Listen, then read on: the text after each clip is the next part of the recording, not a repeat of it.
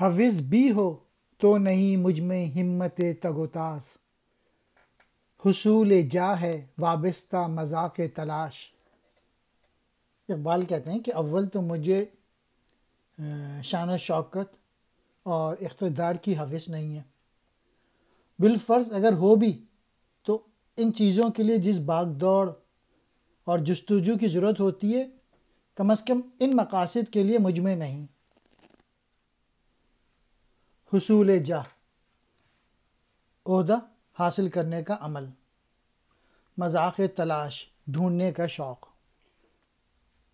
ہزار شکر طبیعت ہے ریزہ کار میری، ہزار شکر نہیں ہے دماغ فتنہ تراش۔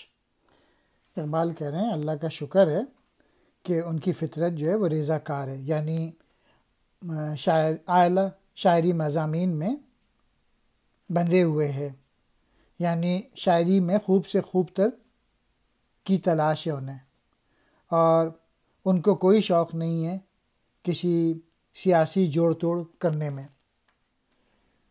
میرے سخن سے دلوں کی ہیں کھیتیاں سرسبز، جہاں میں ہوں میں مثال سحاب دریا پاش۔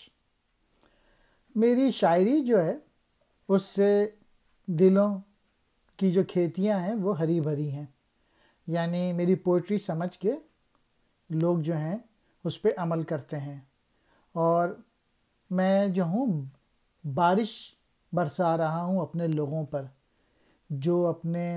میں لوگوں کے تھاٹ پروسیس چینج کر رہا ہوں، ان کی فکر پہ کام کر رہا ہوں۔ مثل سحاب یعنی بادل کی طرح، دریا پاش دریا بکھیرنے والا، یعنی خوب کھل کر برسنے والا بادل جو ہر طرف پانی رواں دواں کر دیں۔ یہ عقدہائے سیاست تجھے مبارک ہوں کہ فیض عشق سے ناخن میرا ہے سینہ خراش۔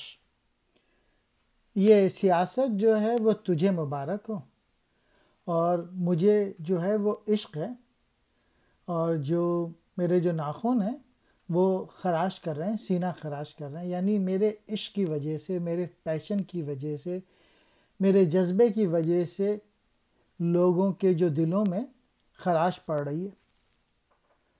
ہوائے بزم سلاطین دلیل مردہ دلی، کیا ہے حافظ رنگین نوا نے راز یہ فاش۔ کاش کہ یہ شعر جو ہے مسلمانوں کو سمجھ میں آ جائے۔ وہ یہ سمجھتے ہیں کہ بڑے لوگوں کے ساتھ گھومنے سے یا طاقتور لوگوں کے ساتھ گھومنے سے یا ان کی ہاں میں ہاں ملانے سے زندگی اچھی ہو جاتی ہے۔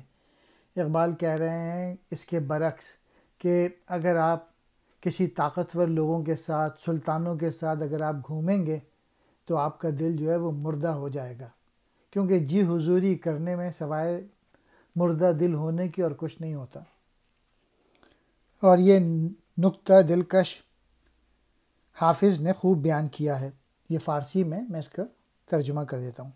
اگر تجھے حضرت خضر علیہ السلام کے ساتھ بیٹھنے کی آرزو ہے تو آب حیات کی طرح سکندر کی آنکھوں سے اوجھل رہے۔